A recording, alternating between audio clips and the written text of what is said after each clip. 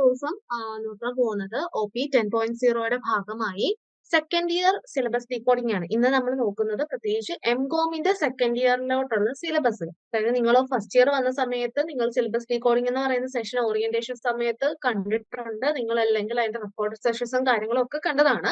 അതിനകത്ത് മെയിൻ ആയിട്ട് നമ്മൾ ഫസ്റ്റ് ഇയറിലെ സബ്ജക്റ്റുകൾ ഏതൊക്കെയെന്നും ഫസ്റ്റ് ഇയർ സബ്ജക്റ്റിൽ എന്തൊക്കെയാണ് കവർ ചെയ്യുന്നതെന്നും എല്ലാമാണ് നോക്കിയത്. അതിന്റെ ബ്ലോക്കുകൾ എത്ര എണ്ണം അല്ലെങ്കിൽ എത്ര യൂണിറ്റുകൾ എന്നതെല്ലാമാണ് നമ്മൾ നോക്കിക്കൊണ്ടിരുന്നത്.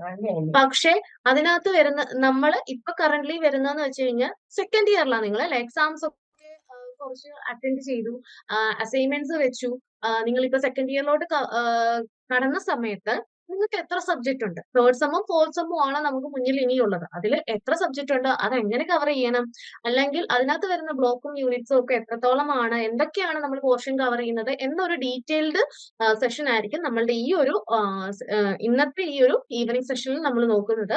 അപ്പം ശ്രദ്ധിച്ചിരിക്കുക, ഏതൊക്കെ ബ്ലോക്കാണ്, ഏതൊക്കെ സബ്ജക്ട്സ് ആണ്, എന്തൊക്കെയാണെന്നുള്ളത് ഡീറ്റെയിൽഡ് ആയിട്ട് നോക്കുക.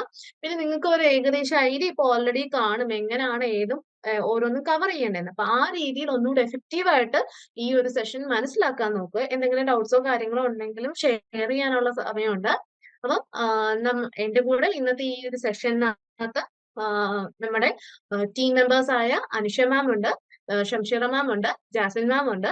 അപ്പം നിങ്ങളെ ഓരോരുത്തരെയും നിങ്ങളെ ലേണേഴ്സിനെയും എല്ലാരെയും ഇൻവൈറ്റ് ചെയ്തുകൊണ്ട് തന്നെ നമുക്ക് ഇന്നത്തെ ഈ ഒരു സെഷൻ സ്റ്റാർട്ട് ചെയ്യാം.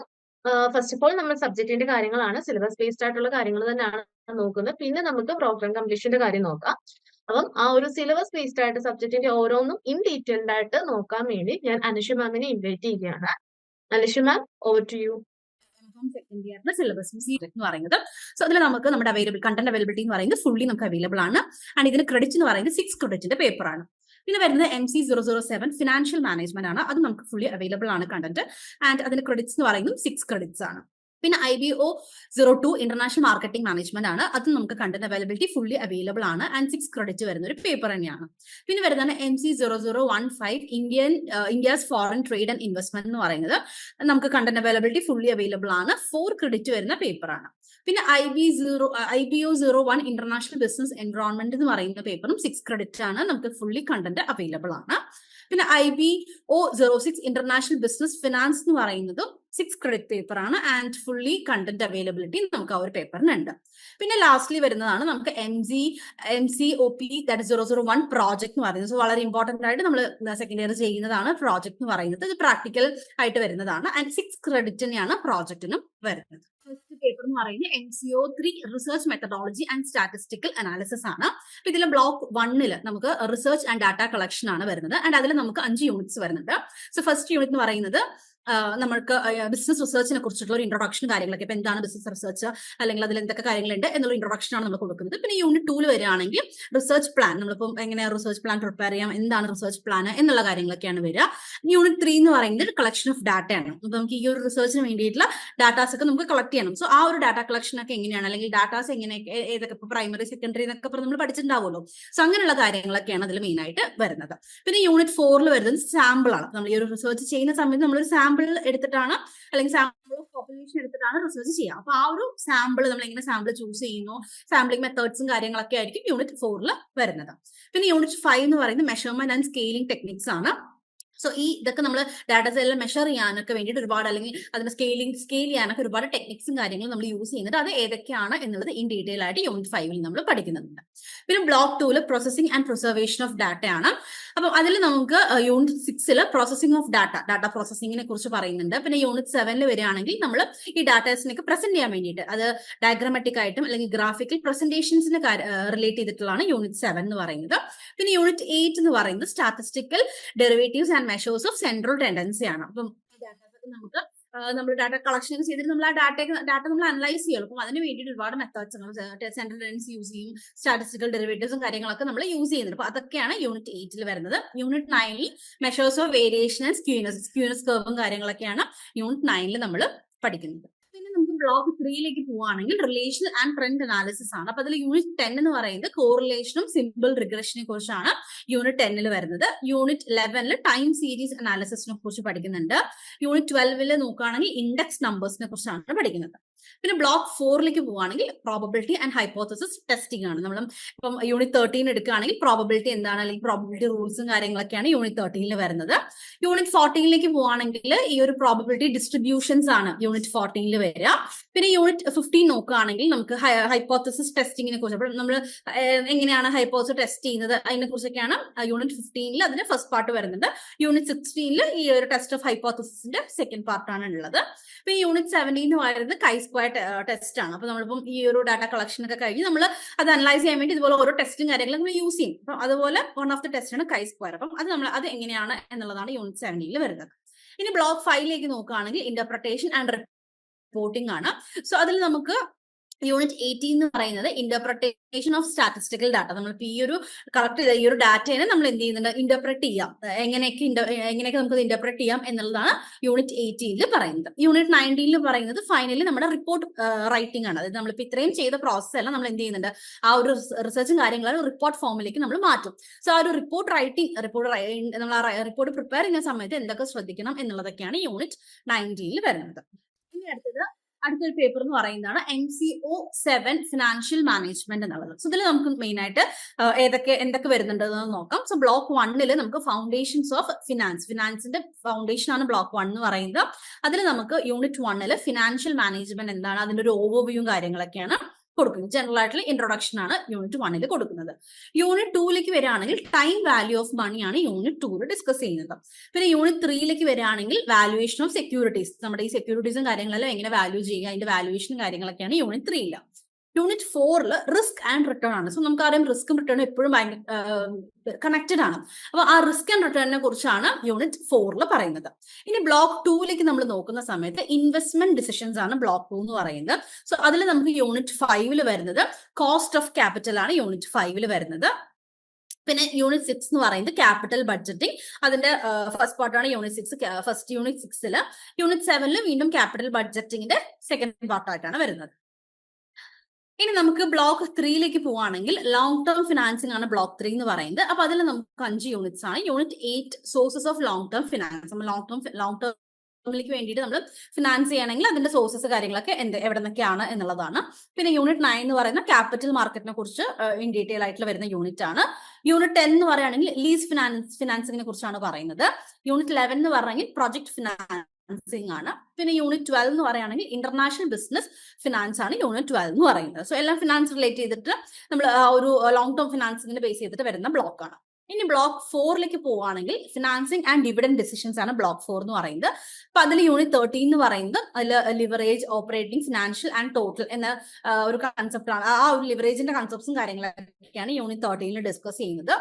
യൂണിറ്റ് 14ലേക്ക് പോവുകയാണെങ്കിൽ ക്യാപിറ്റൽ സ്ട്രക്ചർ ഡിസിഷൻ ആണ്. പിന്നെ യൂണിറ്റ് 15 എന്ന് പറയുന്നത് ഡിവിഡൻഡ് പോളിസി ഡിസിഷൻ ആണ് യൂണിറ്റ് 15. ഇനി നമ്മൾ അതിന്റെ ബ്ലോക്ക് 5ലേക്ക് വരികയാണെങ്കിൽ മാനേജ്മെന്റ് ഓഫ് വർക്കിംഗ് ക്യാപിറ്റൽ ആണ് ബ്ലോക്ക് 5 എന്ന് പറയുന്നത്. സോ അതിൽ നമുക്ക് യൂണിറ്റ് 16 എന്ന് പറഞ്ഞാൽ വർക്കിംഗ് ക്യാപിറ്റലിനെ കുറിച്ച് ഇൻ ഡീറ്റെയിൽ ആയിട്ട് നോക്കുന്ന യൂണിറ്റ് ആണ്. പിന്നെ യൂണിറ്റ് 17 എന്ന് പറഞ്ഞാൽ ക്യാഷ് മാനേജ്മെന്റ്, എങ്ങനെയൊക്കെ നമുക്ക് ക്യാഷ് മാനേജ് ചെയ്യാം, അതാണ് ക്യാഷ് മാനേജ്മെന്റിൽ വരുന്നത്. പിന്നെ യൂണിറ്റ് 18 ഇതേപോലെ നമുക്ക് ഇൻവെന്ററീസ് എങ്ങനെ മാനേജ് ചെയ്യാം എന്നുള്ളതാണ് ഇൻവെന്ററി മാനേജ്മെന്റ് എന്ന് പറയുന്നത് യൂണിറ്റ് 18. പിന്നെ യൂണിറ്റ് 19 എന്ന് പറയുന്നത് റിസീവബിൾസ് മാനേജ്മെന്റ് ആണ്. അടുത്ത നമ്മുടെ ഒരു സബ്ജക്റ്റ് ആണ് IBO 2 എന്ന് പറയുന്നത്. സോ ഇതിൽ ഇന്റർനാഷണൽ മാർക്കറ്റിംഗ് മാനേജ്മെന്റ് ആണ് ഈ ഒരു പേപ്പർ എന്ന് പറയുന്നത്. അപ്പൊ ഇതിന്റെ ബ്ലോക്ക് 1 എന്ന് പറയുന്നത് ഇൻട്രൊഡക്ഷൻ ടു ഇന്റർനാഷണൽ മാർക്കറ്റിംഗ് ആണ്. സോ അതിൽ നമുക്ക് യൂണിറ്റ് 1 ഇന്റർനാഷണൽ മാർക്കറ്റിംഗ് അതിന്റെ ബേസിക് കൺസെപ്റ്റ്സും കാര്യങ്ങളൊക്കെയാണ് വരുന്നത്. പിന്നെ യൂണിറ്റ് 2 എന്ന് പറയുന്നത് international marketing orientation and involvement ആണ്. പിന്നെ യൂണിറ്റ് 3 എന്ന് പറയുകയാണെങ്കിൽ അനലൈസിംഗ് ഇന്റർനാഷണൽ മാർക്കറ്റിംഗ് എൻവയോൺമെന്റ് ആണ്. ഇനി ബ്ലോക്ക് 2ലേക്ക് വരുന്ന സമയത്ത് international market selection and entry. നമ്മൾ ഒരു ഇന്റർനാഷണൽ മാർക്കറ്റിലേക്ക് നോക്കുന്ന സമയത്ത് അതെങ്ങനെ നമ്മൾ സെലക്ട് ചെയ്യണം, എങ്ങനെയാണ് ആ ഒരു മാർക്കറ്റിലേക്കുള്ള എൻട്രി കാര്യങ്ങളൊക്കെയാണ് ബ്ലോക്ക് 2 ഡിസ്കസ് ചെയ്യുന്നത്. സോ അതിൽ യൂണിറ്റ് 4 ഇന്റർനാഷണൽ മാർക്കറ്റ് സെഗ്മെന്റേഷൻ, നമ്മൾ ഇന്റർനാഷണൽ മാർക്കറ്റ് എങ്ങനെയൊക്കെ സെഗ്മെന്റ് ചെയ്യുന്നു, എങ്ങനെയൊക്കെ നമ്മൾ അതിനെ കാറ്റഗറൈസ് ചെയ്യുന്നു എന്നുള്ളതാണ് അവിടെ വരുന്നത്. പിന്നെ യൂണിറ്റ് 5ലേക്ക് നോക്കുകയാണെങ്കിൽ ഫോറിൻ മാർക്കറ്റിന്റെ സെലക്ഷൻ ആണ്. നമ്മൾ എങ്ങനെയൊക്കെയാണ് ഒരു ഫോറിൻ മാർക്കറ്റ് സെലക്ഷനും കാര്യങ്ങളൊക്കെ, ഇങ്ങനെ സെലക്ഷന്റെ ബേസിസിൽ എന്തൊക്കെ കാര്യങ്ങൾ വരുന്നുണ്ട് എന്നുള്ളതാണ് വരുന്നത്. പിന്നെ യൂണിറ്റ് 6ലേക്ക് പോവുകയാണെങ്കിൽ ഇന്റർനാഷണൽ മാർക്കറ്റിംഗ് എൻട്രി ഡിസിഷൻസ് ആണ്. നമ്മൾ ഈ ഇന്റർനാഷണൽ മാർക്കറ്റിലേക്ക് നമ്മൾ എൻട്രി ചെയ്യുന്ന സമയത്ത് എന്തൊക്കെ ഡിസിഷൻസ് നമ്മൾ നോക്കണം, അല്ലെങ്കിൽ എന്തൊക്കെ കാര്യങ്ങൾ നോക്കണം എന്നുള്ളതൊക്കെയാണ് യൂണിറ്റ് 6. ഇനി നമ്മൾ അതിന്റെ ബ്ലോക്ക് 3ലേക്ക് പോവുകയാണെങ്കിൽ international product and pricing decision ആണ്. സോ അതിൽ യൂണിറ്റ് 7 എന്ന് പറയുകയാണെങ്കിൽ ഇന്റർനാഷണൽ ലെവലിൽ നമ്മൾ പ്രൊഡക്റ്റ് പ്ലാനിങ്ങും കാര്യങ്ങളും എങ്ങനെയൊക്കെയാണ്, അതാണ് unit 7. International branding, packaging and other decisions ആണ് യൂണിറ്റ് 8. യൂണിറ്റ് 9 എന്ന് പറയുകയാണെങ്കിൽ ഇന്റർനാഷണൽ പ്രൈസിംഗ് ആണ്. നമ്മളിപ്പോൾ ഇന്റർനാഷണൽ ലെവലിലേക്ക് നമ്മൾ പ്രോഡക്ട്സും കാര്യങ്ങളും നോക്കുന്ന സമയത്ത് അതിന്റെ പ്രൈസിങ്ങും കാര്യങ്ങളും, കാരണം ഓട്ടോമാറ്റിക്കലി നമുക്കിപ്പം എമൗണ്ട് വാല്യൂ കാര്യങ്ങളൊക്കെ വ്യത്യാസം വരുള്ളൂ. അപ്പൊ ആ ഒരു പ്രൈസിങ് സ്ട്രാറ്റജീസും കാര്യങ്ങളൊക്കെയാണ് യൂണിറ്റ് 9 പറയുന്നത്. ഇനി ബ്ലോക്ക് 4 വരികയാണെങ്കിൽ ഇന്റർനാഷണൽ ഡിസ്ട്രിബ്യൂഷൻ ആൻഡ് പ്രൊമോഷൻ ആണ്. സോ ഇതിൽ യൂണിറ്റ് 10 ഇന്റർനാഷണൽ ഡിസ്ട്രിബ്യൂഷൻ ആണ് യൂണിറ്റ് 10 എന്ന് പറയുന്നത്. ഡിസ്ട്രിബ്യൂഷൻ, നമ്മൾ ഒരു പ്രോഡക്റ്റ് ഡിസ്ട്രിബ്യൂട്ട് ചെയ്യുന്ന സമയത്ത് എന്തൊക്കെയാണ് വരുന്നത് എന്നുള്ള കാര്യങ്ങൾ ഇൻ ഡീറ്റെയിൽ ആയിട്ട് വരുന്നുണ്ട്. യൂണിറ്റ് 11 ഇന്റർനാഷണൽ മാർക്കറ്റിംഗിലെ കമ്മ്യൂണിക്കേഷൻ ആണ്. ഇന്റർനാഷണൽ മാർക്കറ്റിംഗ് കമ്മ്യൂണിക്കേഷൻ ആണ് യൂണിറ്റ് 11 എന്ന് പറയുന്നത് എന്നുള്ളത് യൂണിറ്റ് 12 ഡിസ്കസ് ചെയ്യും. യൂണിറ്റ് 13 നോക്കുകയാണെങ്കിൽ personal selling, publicity and sales promotion ആണ് യൂണിറ്റ് 13 എന്ന് പറയുന്നത്. ഇനി ബ്ലോക്ക് 5 വരുന്ന സമയത്ത് മാനേജിംഗ് ഇന്റർനാഷണൽ മാർക്കറ്റിംഗ് ഓപ്പറേഷൻസ് ആണ്. അപ്പൊ അതിൽ യൂണിറ്റ് 14 എന്ന് പറയുന്നത് international market planning, organising and control ആണ്. പിന്നെ യൂണിറ്റ് 15 എന്ന് പറയുന്നത് ഇന്റർനാഷണൽ മാർക്കറ്റിംഗ് ഓഫ് സർവീസസ് ആണ്. പിന്നെ യൂണിറ്റ് 16 എന്ന് പറഞ്ഞു കഴിഞ്ഞാൽ emerging trends and issues in international market. അപ്പൊ ഇന്റർനാഷണൽ മാർക്കറ്റിൽ എന്തൊക്കെ ഇഷ്യൂസ് ഫേസ് ചെയ്യേണ്ടി വരും, അല്ലെങ്കിൽ അതേപോലെ അവിടുത്തെ ട്രെൻഡ്സ്, എമർജിംഗ് പുതിയ ട്രെൻഡ്സ് എന്തൊക്കെയാണ് എന്നുള്ളതും കൂടെ ഡിസ്കസ് ചെയ്യുന്നുണ്ട് യൂണിറ്റ് 16. ഇനി ബ്ലോക്ക് നമുക്ക് 6 ഇന്റർനാഷണൽ മാർക്കറ്റിംഗ് റിസർച്ച് ആണ് ബ്ലോക്ക് 6 എന്ന് പറയുന്നത്. ഇനി നമുക്ക് അടുത്തത് MCO 015 India's foreign trade and investment ആണ്. അപ്പൊ ഇതിന്റെ ബ്ലോക്ക് 1 എന്ന് പറയുന്നത് ഫോറിൻ ട്രേഡ് ആൻഡ് ഇൻവെസ്റ്റ്മെന്റ് ആണ്. അതിൽ യൂണിറ്റ് 1 ഓവർവ്യൂ ഓഫ് ഫോറിൻ ട്രേഡിന്റെ ഒരു ഓവർവ്യൂ ഉണ്ട് യൂണിറ്റ് 1. പിന്നെ യൂണിറ്റ് 2 എന്ന് പറയുകയാണെങ്കിൽ ഫോറിൻ ഇൻവെസ്റ്റ്മെന്റ് ആണ് യൂണിറ്റ് 2 എന്ന് പറയുന്നത്. ആൻഡ് യൂണിറ്റ് 3 എന്ന് പറയുകയാണെങ്കിൽ India's balance of payment, BOP കാര്യങ്ങളൊക്കെയാണ് യൂണിറ്റ് 3 ഡിസ്കസ് ചെയ്യുന്നത്. ഇനി ബ്ലോക്ക് 2 പോകുന്ന സമയത്ത് foreign trade and export promotion ആണ്. അതിൽ യൂണിറ്റ് 4 ഇന്ത്യസ് ഫോറിൻ ട്രേഡ്, നമ്മുടെ ഇന്ത്യയുടെ ഫോറിൻ ട്രേഡ് കാര്യങ്ങളൊക്കെ എങ്ങനെയാണ് എന്നുള്ളതാണ് യൂണിറ്റ് 4. യൂണിറ്റ് 5 മൂവ് ഓൺ ചെയ്യുന്ന സമയത്ത് it is world trade and India, നമ്മുടെ ഇന്ത്യയും വേൾഡ് ട്രേഡും എന്താണ്, അതിൽ അവിടെ ഒരു കൺസെപ്റ്റ് എന്തൊക്കെ കാര്യങ്ങളാണ് എന്നുള്ളതാണ് യൂണിറ്റ് 5 വരുന്നത്. ആൻഡ് യൂണിറ്റ് 6 പോകുന്ന സമയത്ത് export promotion measures in India, അതായത് നമ്മുടെ എക്സ്പോർട്ട് പ്രൊമോട്ട് ചെയ്യാൻ വേണ്ടിയിട്ട് എന്തൊക്കെ മെഷേഴ്സ് ആണ് ഇന്ത്യയിൽ ഉള്ളത് അതിനെ കുറിച്ചാണ് യൂണിറ്റ് 6 ഡീറ്റെയിൽ ആയിട്ട് പറയുന്നത്. ഇനി ബ്ലോക്ക് 3 നോക്കുകയാണെങ്കിൽ trade prospects of major products ആണ്. സോ അതിൽ യൂണിറ്റ് 7 എന്ന് പറയുന്നത് അഗ്രികൾച്ചറൽ പ്രോഡക്ട്സ്, അതായത് നമുക്ക് ഓരോ അഗ്രികൾച്ചർ പ്രോഡക്ട്സ് എങ്ങനെയൊക്കെയാണ് നമ്മളത് ട്രേഡ് ചെയ്യുക, അതിന്റെ ട്രേഡ് പ്രോസ്പെക്ട് ട്രേഡ് ചെയ്യുന്ന കാര്യങ്ങളൊക്കെ എങ്ങനെയാണ് എന്നുള്ളതാണ് unit 7. Unit 8 textile and garments എങ്ങനെയൊക്കെ ആയിരിക്കും ട്രേഡ് ചെയ്യുക, അല്ലെങ്കിൽ ടെക്സ്റ്റൈൽ ആൻഡ് ഗാർമെന്റിന്റെ ട്രേഡ് പ്രോസ്പെക്ട്സ് എങ്ങനെയായിരിക്കും എന്നുള്ളതാണ് വരുന്നത്. ഇനി യൂണിറ്റ് 9 വരുന്ന സമയത്ത് ജെംസ്, ജ്വല്ലറി ആൻഡ് ഹാൻഡിക്രാഫ്റ്റ് എന്നുള്ള ഈ പ്രോഡക്ട്സ് എങ്ങനെയൊക്കെ ആയിരിക്കും ട്രേഡ് ചെയ്യുന്നത്, അല്ലെങ്കിൽ അതിന്റെ ട്രേഡ് പ്രോസ്പെക്ട്സ് എന്തൊക്കെയാണ് എന്നുള്ളതാണ് യൂണിറ്റ് 9. യൂണിറ്റ് 10 വരുമ്പോൾ ഇലക്ട്രോണിക്സ് കൊമോഡിറ്റീസിന്റെ കാര്യമാണ് യൂണിറ്റ് 10 പറയുന്നത്. യൂണിറ്റ് 11 വരികയാണെങ്കിൽ എഞ്ചിനീയറിംഗ് ഗുഡ്സിന്റെ കാര്യമാണ് യൂണിറ്റ് 11 നമ്മൾ നോക്കുക. യൂണിറ്റ് 12 എന്ന് പറയുന്നത് ട്രേഡ് ഇൻ സർവീസ് സെക്ടർ നോക്കുന്ന സമയത്ത്, അല്ലെങ്കിൽ സർവീസസിന്റെ ട്രേഡ് എങ്ങനെയാണ്, നമ്മളിപ്പോ ഒരുപാട് സർവീസസ് ഉണ്ടല്ലോ, അപ്പൊ അതെങ്ങനെയാണ് ട്രേഡ്, അതിന്റെ ട്രേഡിംഗ് പ്രോസ്പെക്ട്സ് എങ്ങനെയൊക്കെയാണ് എന്നുള്ളതാണ്. ഇനി ബ്ലോക്ക് 4 എന്ന് പറയുന്നത് trade prospects of select markets ആണ്. സോ അതിൽ നമുക്ക് ഓരോരോ മാർക്കറ്റ്, അതായത് ഓരോരോ അതിൽ യൂണിറ്റ് 13 പറയുന്ന പോലെ USA, യുണൈറ്റഡ് സ്റ്റേറ്റ്സ് ഓഫ് അമേരിക്കയിൽ അവിടുത്തെ ട്രേഡ് പ്രോസ്പെക്ട്സ് എങ്ങനെയാണ്, അല്ലെങ്കിൽ യൂണിറ്റ് 14 നമ്മൾ യൂറോപ്യൻ യൂണിയന്റെ ട്രേഡ് പ്രോസ്പെക്ട്സ് നോക്കുന്നുണ്ട്. യൂണിറ്റ് 15 നമ്മൾ ജപ്പാന്റെ ആണ് നോക്കുന്നത്. പിന്നെ അതേപോലെ യൂണിറ്റ് 16 ആണ് സാർക്ക് ആൻഡ് ആസിയാൻ, അതിന്റെ ഫുൾ ആയിട്ടുള്ള ഇൻ ഡീറ്റെയിൽ ആയിട്ടുള്ള കാര്യങ്ങളെല്ലാം നമ്മൾ യൂണിറ്റ് 16 പഠിക്കുന്നുണ്ട്.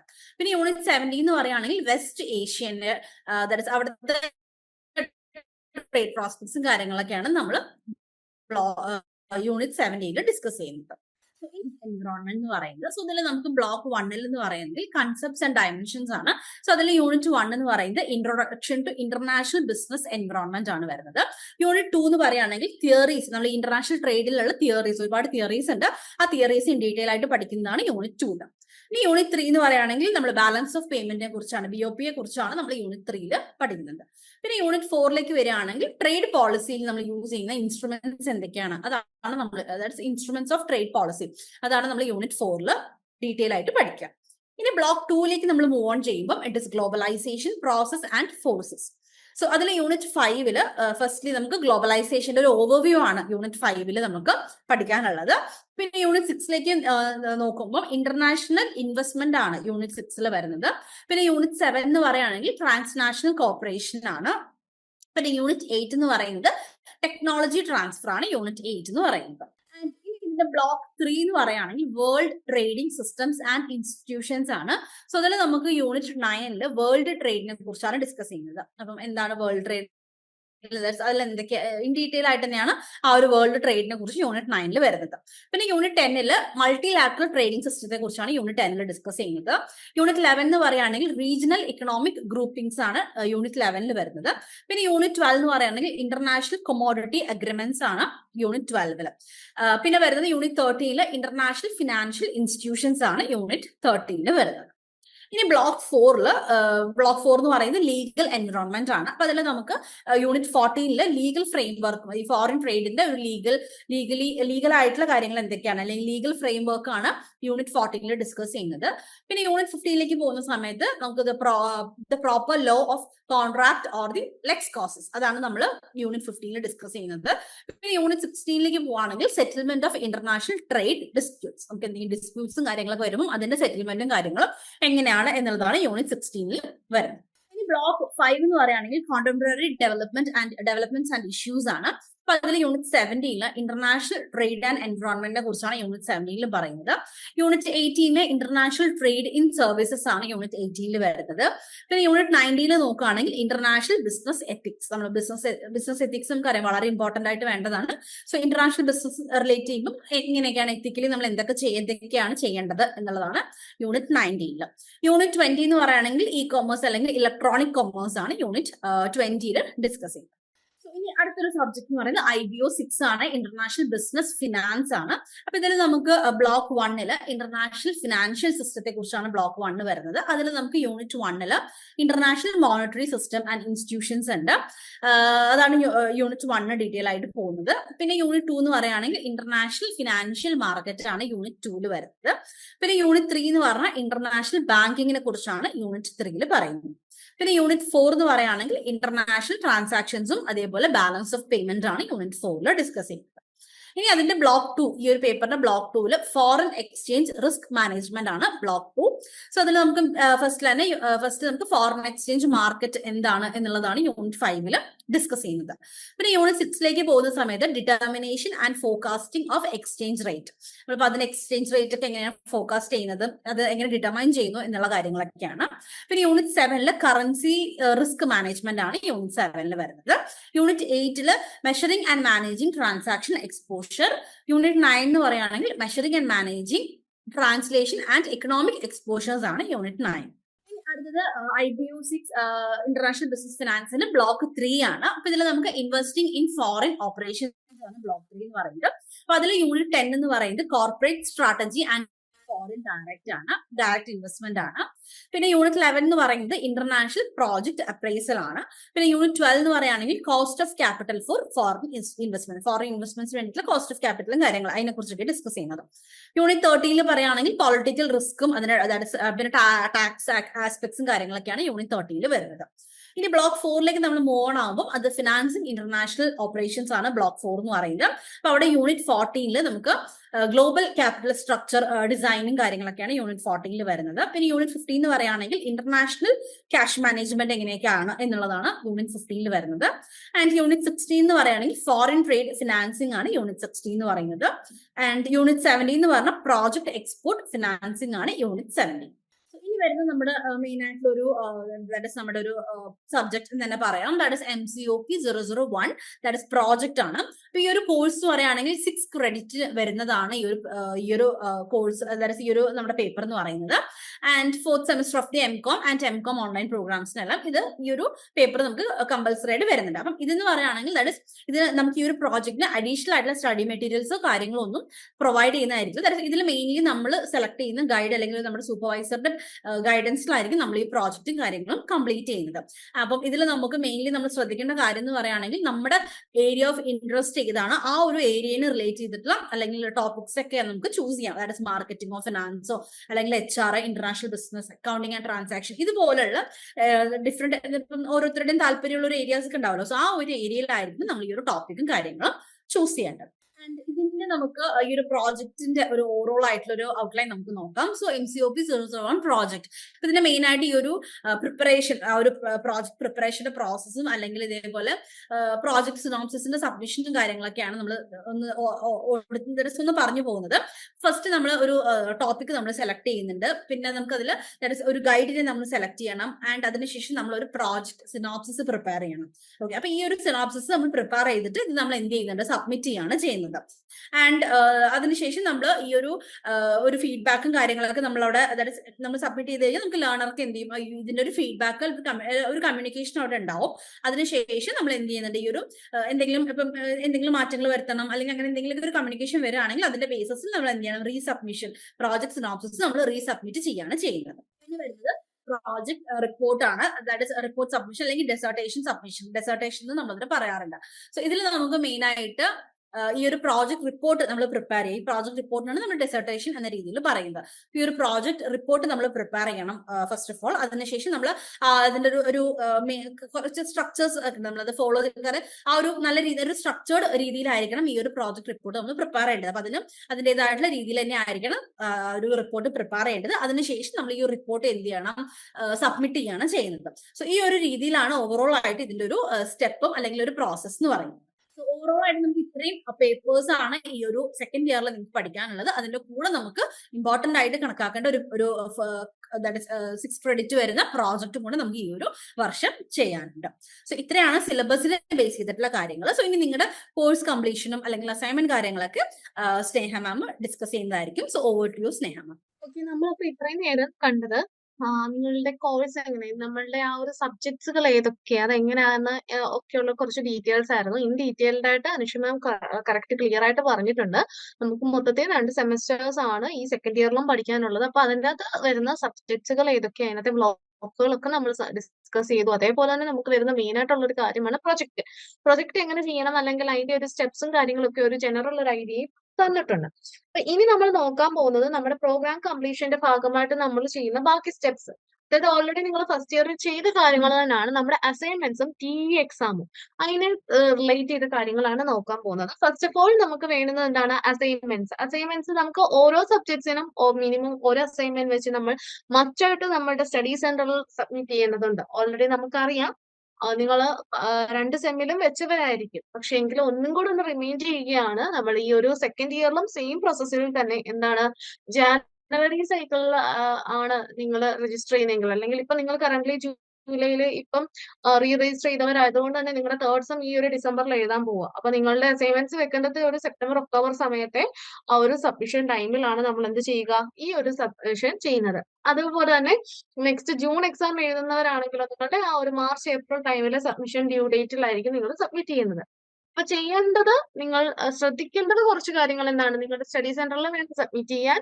ഇത് സബ്മിറ്റ് ചെയ്യുന്നത് ഒരു ഹാൻഡ് റിട്ടൺ ഫോമിലെ A4 ഷീറ്റ് പേപ്പറിൽ 4 സൈഡും ബോർഡർ വരച്ച് കുറച്ച് ഇൻസ്ട്രക്ഷൻസും കാര്യങ്ങളൊക്കെ നിങ്ങൾക്ക് ഓൾറെഡി അറിയാലോ. ജസ്റ്റ് സ്കെച്ചും മാർക്കറും ഒന്നും യൂസ് ചെയ്യാതെ നല്ല നീറ്റ് ആയിട്ടുള്ള ഫോമിൽ 1 സൈഡ് മാത്രം എഴുതി ഹാൻഡ് റിട്ടൺ ഫോമിലാണ് നമ്മുടെ സ്റ്റഡി സെന്ററിൽ, നമ്മൾ രജിസ്ട്രേഷൻ ടൈമിൽ കൊടുത്ത സ്റ്റഡി സെന്ററിലാണ് നമ്മുടെ ഈ ഒരു അസൈൻമെന്റ്സ് സബ്മിറ്റ് ചെയ്യുന്നത്.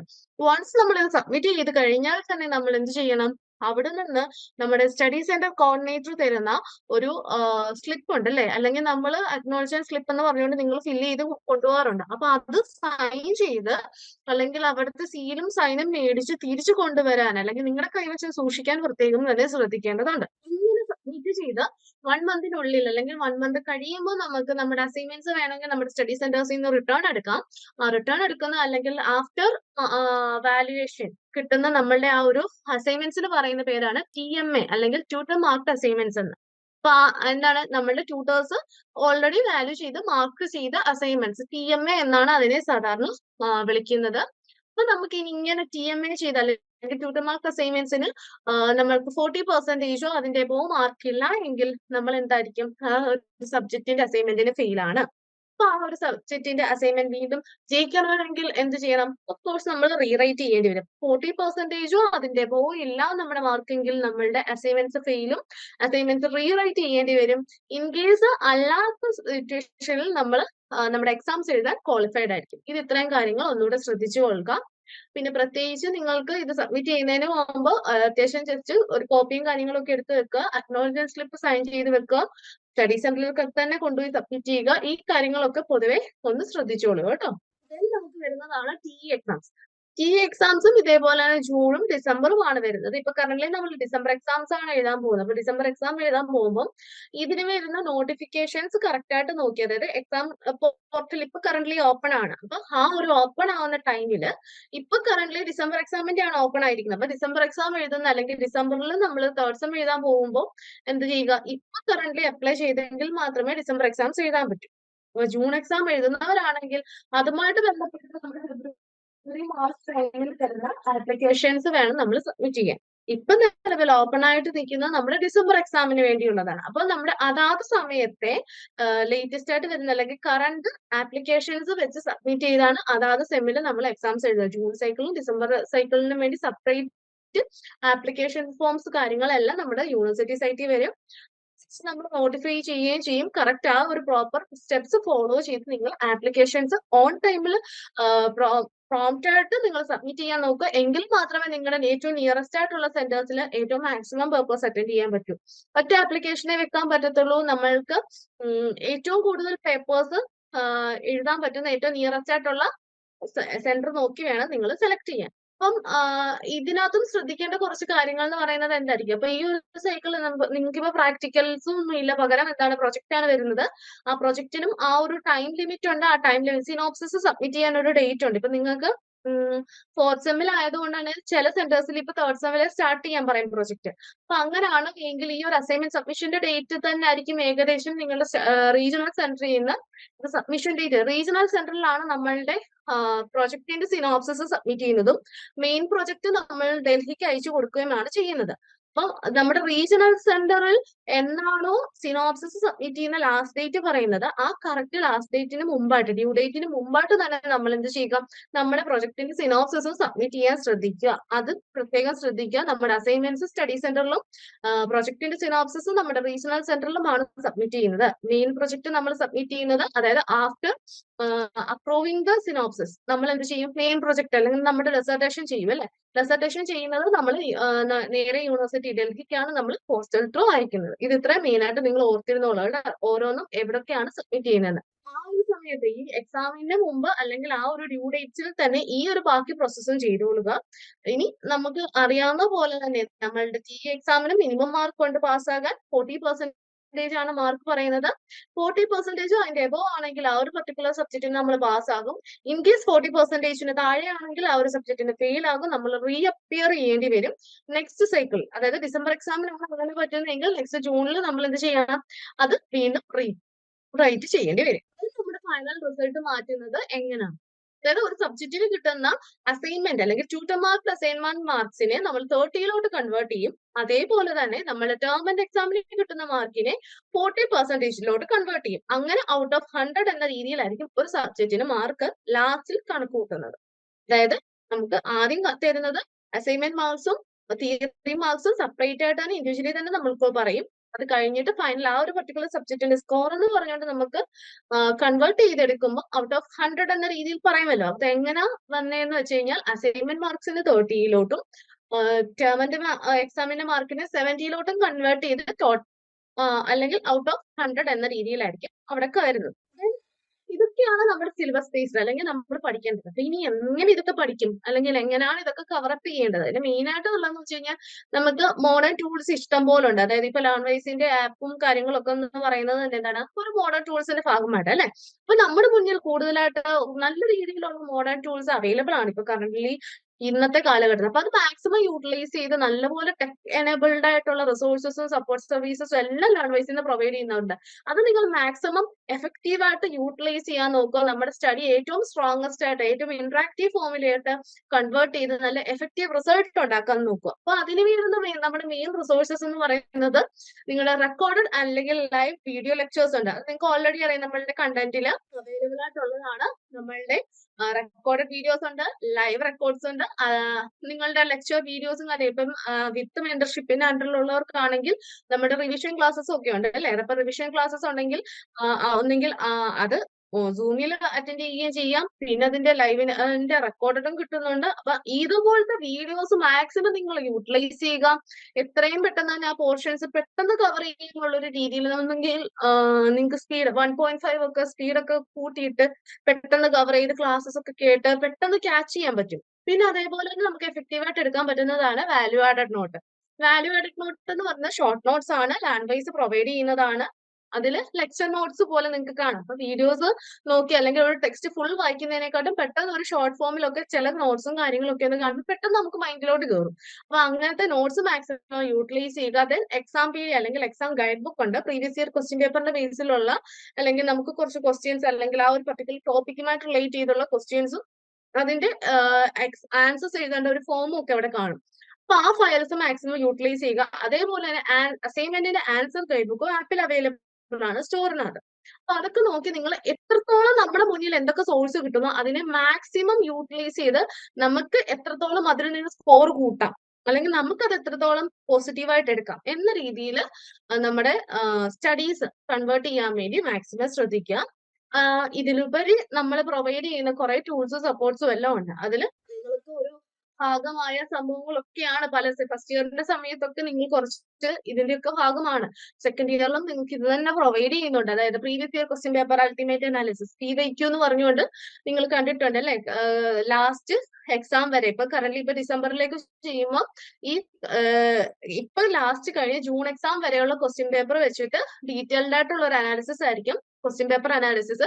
അപ്പൊ അതിന്റെ വെച്ചിട്ട് ആ ഒരു ഓരോ സബ്ജക്റ്റിനും എന്ത് ഫോർമാറ്റ് ആണ് നോർമലി കണ്ടുവരുന്ന ഒരു ഫോർമാറ്റ് അല്ലെങ്കിൽ ഒരു റിപ്പീറ്റഡ് നേച്ചർ എങ്ങനെയാണ് ആ ഒരു സബ്ജക്റ്റിനെന്ന് പറയുന്നു, അതിന്റെ ഒരു ഡീറ്റെയിൽഡ് സ്റ്റഡിയും അതനുസരിച്ചുള്ള നോട്ട്സും കാര്യങ്ങളും അല്ലെങ്കിൽ ഒരു പ്രസന്റേഷൻ ആയിരിക്കും നിങ്ങൾക്ക് അതിൽ നിന്ന് കിട്ടുന്നത്. അപ്പൊ ആ ഒരു സബ്ജക്റ്റിനെ കുറിച്ചുള്ള ഒരു ഡീറ്റെയിൽഡ് അനാലിസിസ് ആണ് നിങ്ങൾക്ക് ആ ഒരു വീഡിയോയിൽ നിന്ന് കിട്ടുക. അപ്പം അങ്ങനത്തെ സെഷൻസ് നിങ്ങൾക്ക് പ്രൊവൈഡ് ചെയ്യുന്നുണ്ട്. ഇഗ്നോ മോഡൽ എക്സാംസ് കണ്ടക്ട് ചെയ്യാറുണ്ട്.